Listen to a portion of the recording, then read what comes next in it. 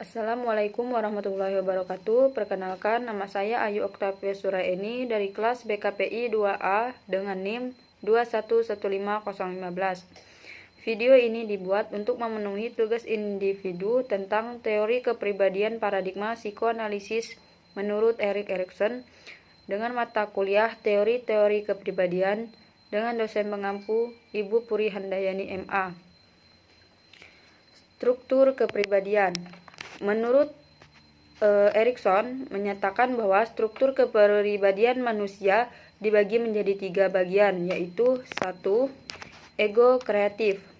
Ego kreatif adalah ego yang dapat menemukan pemecahan kreativitas atas masalah baru pada setiap tahap kehidupan. Apabila menemukan hambatan atau konflik pada suatu fase, ego tidak menyerah, melainkan bereaksi dengan kombinasi kesepian batin dan kesempatan yang ada. Ego yang sempurna memiliki 3 dimensi, yaitu 1. Faktualisasi. Faktualisasi adalah kumpulan sumber data dan fase, serta metode yang dapat dicocokkan atau diverifikasi dengan metode yang sedang digunakan pada suatu peristiwa. 2. Universalitas. Universalitas adalah dimensi yang mirip dengan prinsip realita yang dikemukakan oleh Freud, di mana ini berkaitan dengan sense of reality yang menggabungkan pandangan semesta atau alam dengan sesuatu yang dianggap konkret dan praktis. 3. Aktualitas. Aktualitas adalah metode baru yang digunakan oleh individu untuk berhubungan dengan orang lain dan mencapai tujuan bersama. 2.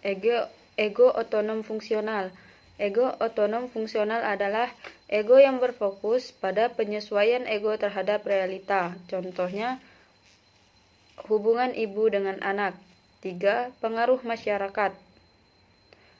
Pengaruh masyarakat adalah pembentuk bagian terbesar ego, meskipun kapasitas yang dibawa sejak lahir oleh individu juga penting dalam perkembangan kepribadian. Erikson mengemukakan faktor yang mempengaruhi kepribadian yang berbeda dengan Freud, meskipun Freud menyatakan bahwa kepribadian dipengaruhi oleh biologikal. Ada 3 aspek yang menurut Erikson berhubungan, yaitu 1. Body ego.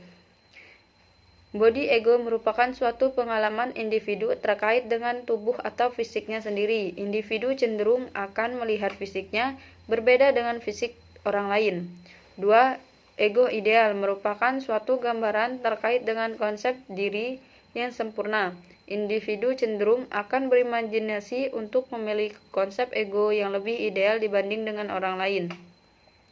3. Ego identity merupakan gambaran yang dimiliki individu terkait dengan diri yang melakukan peranan sosial pada lingkungan tertentu. B. Perkembangan kepribadian. Dalam bukunya Childhood and Society, Erikson membuat sebuah bagian yang mengurutkan 8 tahapan secara terpisah mengenai perkembangan ego dalam psikoanalisis, yang biasa dikenal dengan istilah 8 tahapan perkembangan manusia. Ke-8 tahapan manusia dalam teori psikoanalisis Erikson tersebut adalah sebagai berikut. 1. Masa bayi. Kepercayaan dan tidak kepercayaan. Pencapaian sosial pertama bayi adalah kerelaannya untuk membiarkan ibunya hilang dari pandangan tanpa kecemasan atau kemarahan yang tidak semestinya karena ibunya telah menjadi sebuah kepastian batin maupun sebuah prediksi lahiriah. 2. Kanak-kanak, otonomi dan malu dan ragu-ragu. Dan tahap kedua ini adalah tahap anus otot, anal muscular stage. Masa ini biasanya disebut masa balita yang berlangsung mulai dari usia 1-3 tahun. Tugas yang harus diselesaikan pada masa ini adalah rasa malu dan rasa ragu-ragu. 3. Usia prasekolah, inisiatif dan rasa bersalah. Tahap ini adalah tahap kelamin, lokomotor, genetika lokomotor stage, atau tahap bermain. Tahap ini dialami saat anak-anak berusia 4-5 tahun. 4. Usia sekolah, kegigihan dan inferioritas. Tahap ini adalah tahap laten yang terjadi pada usia 6 sampai 12 tahun. Salah satu tugas yang diperlukan dalam tahap ini adalah mengembangkan kemampuan bekerja keras dan menghindari perasaan ini. 5. Remaja, identitas dan kebingungan identitas. Tahap ini merupakan tahap adolesen atau remaja dimulai pada saat usia 12 sampai 18 tahun, berkolerasi dengan genetika perkembangan psikoanalisis psikoseksual Freud.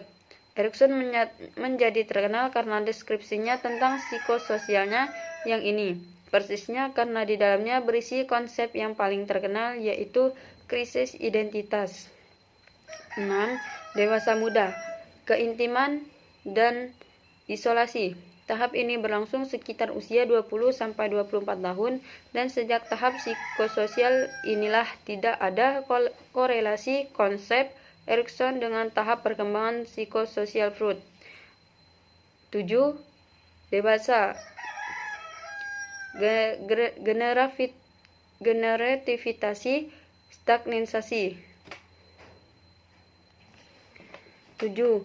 Dewasa, generativitas dan stagnasi. Tahap ini muncul pada sekitar usia 25 sampai 64 tahun, disebut juga sebagai tahap dewasa muda jika individu cukup beruntung mengembangkan sebuah identitas yang positif dan menjalani hidup yang produktif dan bahagia. Dia akan berusaha melanjutkan situasi-situasi yang sudah menyebabkan hidup demikian ke generasi berikutnya.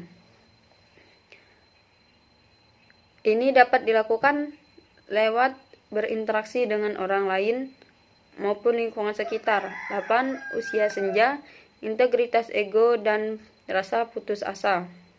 Tahap ini muncul dari sekitar 65 tahun hingga meninggal dan disebut tahap dewasa akhir.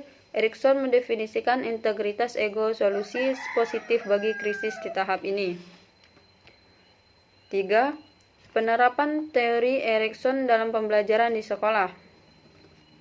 Seorang anak memasuki sekolah dasar pada usia kurang lebih 6 tahun. Menurut teori Erikson, usia ini sudah memasuki fase keempat. Siswa yang masuk ke dalam suatu sekolah memiliki latar belakang akademik dan sosial yang berbeda-beda. Agar pembelajaran menjadi lebih efisien dan efektif, hendaknya seorang guru harus mengenali karakteristik peserta didiknya agar lebih mudah dalam mengembangkan model pembelajaran yang akan digunakan dalam mengajar. Hanurawan, 2007. Baiklah, itu materi dari saya. Saya akhiri. Wassalamualaikum warahmatullahi wabarakatuh.